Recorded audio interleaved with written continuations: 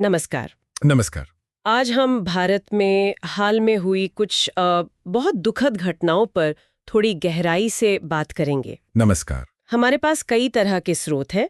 एक रिपोर्ट है India's recurring disaster patterns 2025, फिर AP news, the guardian, times of India के कुछ लेख हैं और विकिपीडिया से भी थोड़ी जानकारी ली है हमने। हाँ, काफी अलग अलग जगहों से जानकारी जुटाई गई है। तो मकसद ये है कि ये जो अलग अलग सी लगने वाली त्रासदियां हैं, कहीं भगदड़ हो रही है, कहीं कोई पुल गिर रहा है, फैक्ट्री में हादसा हो गया, बाढ़ आ गई या कोई बिल्डिंग गिर गई, क्या इनके पीछे कोई कॉमन वजह है, कोई ऐसा पैटर्न है जिसे हम शायद देख नहीं पा रहे हों? बिल्कुल, इसी पर आज हम थोड़ी चर्चा करेंगे। हाँ, तो चलिए इस पर थोड़ा विस्तार से बात करते हैं। आज हम बात करेंगे तमिलनाडु की एक राजनीतिक रैली में जो भगदड़ हुई उस पर, फिर गुजरात और महाराष्ट्र में पुल गिरे उन घटनाओं पर, तमिलनाडु, तेलंगाना और गुजरात में जो औद्योगिक हादसे हुए वो भी देखेंगे, पंजाब में जो भयानक बाढ़ आई थी और हाँ, नई दिल्ली रेलवे स्टेशन पर जो भगदड़ हुई थी वो भी। ये सब हाल की ही घटनाएं हैं। हाँ, और ये समझना बहुत ज़रूरी है, जैसा आपने कहा, कि ये सिर्फ अलग-अलग दुर्भाग्यपूर्ण हादसे नहीं हैं। अक्सर जब हम इन सारे स्रोतों को एक साथ रखकर देखते हैं ना, तो ये सिस्टम की दिक्कतों की तरफ इशारा करते हैं। मतलब बुनियादी ढांचे में जो कमियां हैं या फिर नियम कानूनों को लागू करने में जो ढिलाई बरती जाती है, ये सब साफ दिखता है। सही। आज हम यही देखने की कोशिश करेंगे कि इन अलग अलग त्रासदियों को कौन सी अनदेखी करियां आपस में जोड़ती हैं। ठीक है, तो शुरुआत करते हैं उन घटनाओं से जहां भीड़, मतलब भारी भीड़, जानलेवा साबित हुई। तमिलनाडु के करूर में हाल ही में जो एक्टर से नेता बने हैं विजय, हाँ। उनकी एक बहुत बड़ी रैली थी। हाँ। वहां जो भगदड़ मची वो बहुत ही भयानक थी। स्रोत बताते हैं कि एक तो गर्मी बहुत ज्यादा थी, ऊपर से भीड़ उम्मीद से कहीं ज्यादा पहुंच गए। हाँ। कार्यक्रम में भी कुछ देरी हुई और फिर भीड़ को संभालने के जो इंतजाम थे वो बिल्कुल नाकाफी थे। अच्छा। इन सब चीजों ने मिलकर हालात इतने बिगाड़ दिए कि कम से कम 36 लोगों की जानें चली गईं। 36? हाँ, और उनमें बच्चे भी शामिल थे और बहुत से लोग घायल भी हुए। बहुत दुखद। और ये अकेला मामला नहीं है, जैसा मैंने पहले कहा। इसी साल फरवरी 2025 में, आपको याद होगा, महाकुंभ का समय था। हाँ, उस वक्त स्टेशनों पर बहुत भीड़ थी। बिल्कुल। तो नई दिल्ली रेलवे स्टेशन पर प्लेटफॉर्म 14-15 के ऊपर जो फुटओवर ब्रिज है, वहां अचानक भगदड़ मच गई। उसमें भी कम से कम 18 लोगों की मौत हो गई। ओह, ये भी बहुत दुखद घटना थी। हाँ, दोनों ही घटनाएं दिल दहला देने वाली हैं। और यहाँ ध्यान देने वाली बात यह है कि ये दोनों अलग अलग स्थितियां थी। एक राजनीतिक रैली थी, दूसरी धार्मिक यात्रा से जुड़ी भीड़ थी। सही। लेकिन दोनों दिखाती हैं कि जब बड़े पैमाने पर लोग जमा होते हैं तो प्लानिंग कितनी ज्यादा जरूरी होती है। जब सुरक्षा के उपाय कमजोर होते हैं या भीड़ कितनी होगी, कैसे बर्ताव करेगी, इसका सही अंदाजा नहीं लगाया जाता, तो नतीजा ऐसा ही दुखद हो सकता है। और सवाल ये उठता है कि क्या हम ऐसी घटनाओं से कुछ सीखते भी हैं या नहीं। हाँ, ये बड़ा सवाल है। क्योंकि स्रोत बार बार यही इशारा करते हैं कि प्लानिंग ठीक नहीं थी, सुरक्षा इंतजाम कम थे। तो क्या यह सिर्फ पैसे या संसाधनों की कमी है, या फिर योजना बनाने और उसे क्या कहते हैं जमीन पर उतारने के तरीके में ही कोई बुनियादी कमी है? ये सोचना पड़ेगा। हाँ, ये भीड़ संभालने में जो कमियां हैं ये तो साफ दिखती हैं, लेकिन खतरा सिर्फ भीड़ से ही नहीं है।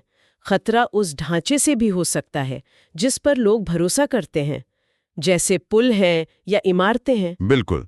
गुजरात और महाराष्ट्र में जो हाल में हुआ वो इसी तरफ इशारा करता है। गुजरात के पादरा में गंभीर नदी पर एक पुल था। हाँ। वो ढह गया और उसमें 22 लोगों की मौत हो गई। 22 लोग, ये तो बहुत बड़ी त्रासदी थी। बहुत बड़ी। फिर जून 2025 में पुणे, महाराष्ट्र में कुंडमाला पुल गिरा। अच्छा, पुणे में भी? हाँ, उसमें 4 जानें गईं और 50-51 से ज्यादा लोग घायल हुए। और ये सिलसिला सिर्फ पुलों तक ही नहीं रुका, इमारतों के साथ भी ऐसा ही हुआ। मुजफ्फरनगर के चंदेड़ी गांव में एक दलित सामुदायिक केंद्र, मतलब चौपाल, अभी हाल ही में बना था, वो गिर गया। उसमें एक 55 साल के व्यक्ति की जान चली गई। खैर, 3 लोग और थे, वो मलबे से बच निकले। चलो, ये गनीमत रही।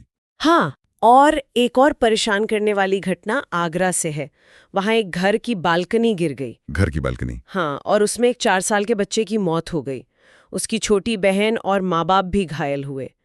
जब मैंने इन अलग अलग घटनाओं की रिपोर्ट्स पढ़ी ना, तो ये बात मुझे सच में बहुत परेशान कर गई कि कैसे ये अलग अलग तरह की चीजें हैं, नदी पर पुल, शहर में पुल, एक कम्युनिटी सेंटर, घर की बालकनी, लेकिन सबका नतीजा एक जैसा दुखद रहा। और अगर हम इन घटनाओं को सिर्फ मतलब एक टेक्निकल फेलियर की तरह ना देखें, हाँ। तो स्रोत एक और गहरे मुद्दे की तरफ इशारा करते हैं। ये हादसे क्या दिखाते हैं कि पुलों, इमारतों और दूसरी पब्लिक जगहों का रखरखाव में कमी है, उनकी मजबूती की जो निगरानी होनी चाहिए उसमें ढिलाई है जी। और कई बार तो बनाने में जो सामान इस्तेमाल होता है उसकी क्वालिटी पे भी सवाल उठता है। बिल्कुल। और मुजफ्फरनगर में जो सामुदायिक केंद्र गिरा वो एक और पहलू सामने लाता है। स्रोत बताते हैं कि ऐसी त्रासदियां अक्सर हाशिए पर रहने वाले समुदायों को ज्यादा प्रभावित करती हैं। अच्छा। शायद उनके पास बेहतर कंस्ट्रक्शन या रेगुलर मेंटेनेंस करवाने के लिए उतने संसाधन नहीं होते या उनकी राजनीतिक आवाज उतनी मजबूत नहीं होती। ये भी एक बात है। तो ये सिर्फ इंजीनियरिंग का सवाल नहीं रह जाता, ये कहीं ना कहीं सामाजिक असमानता को भी दिखाता है, जहां कुछ लोगों की सुरक्षा शायद दूसरों से कम जरूरी समझी जाती है। सही कहा। तो ये बुनियादी ढांचे की कमजोरियां तो हैं ही। अब उन जगहों पर आते हैं जहां लोग काम करते हैं, मतलब इंडस्ट्रियल और कंस्ट्रक्शन साइट्स। तमिलनाडु में Ennore thermal power construction site पर काम चल रहा था। हाँ। वहां स्टील का एक भारी भरकम ढांचा गिर गया, उससे 9 मजदूरों की मौत हो गई। 9 मजदूर? हाँ, ये वो लोग थे जो देश के विकास के लिए मेहनत कर रहे थे। बिल्कुल, बहुत दुखद। फिर तेलंगाना के संगारे रेड्डी से एक और भयानक खबर आई। सिगाची इंडस्ट्रीज नाम की एक केमिकल फैक्ट्री है वहाँ। केमिकल फैक्ट्री, हाँ। उसमें इतना जोरदार धमाका हुआ कि 46 लोगों की जान चली गई। 46? Oh my God. और 33 लोग घायल हुए। ये आंकड़ा इतना बड़ा है कि ये सोचने पर मजबूर करता है कि भाई ये इंडस्ट्रियल सेफ्टी को कितनी गंभीरता से लिया जा रहा है। हाँ, ये तो बहुत ही भयानक आंकड़ा है। और एक और घटना गुजरात से है। अप्रैल 2025 में एक पटाखे के गोदाम में विस्फोट हुआ।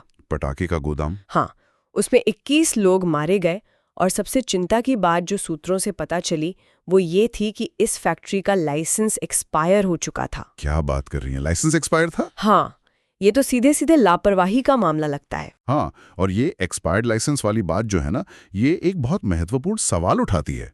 स्रोत बताते हैं कि ये जो इंडस्ट्रियल हादसे होते हैं ये अक्सर नियमों की अनदेखी का नतीजा होते हैं। सेफ्टी स्टैंडर्ड्स का उल्लंघन होता है, चेतावनियों को नजरअंदाज किया जाता है। अब लाइसेंस एक्सपायर होने के बावजूद फैक्ट्री चल रही है तो ये सिर्फ एक चूक नहीं है, ये तो पूरे रेगुलेटरी सिस्टम पर, उसके एनफोर्समेंट पर गंभीर सवाल खड़े करता है। बिल्कुल। क्या नियम काफी नहीं है, या फिर उन्हें लागू करवाने वाली जो एजेंसियां हैं उनमें इच्छा शक्ति की कमी है या क्षमता की कमी है? इन स्रोतों को पढ़कर तो ऐसा लगता है कि अक्सर जवाबदेही तय करने में भी कमी रह जाती है। इसी वजह से ऐसी लापरवाही शायद बार बार होती रहती है। सही बात है। तो ये तो हुई वो आपदाएं जो इंसानी गलतियां, लापरवाही से जुड़ी थीं।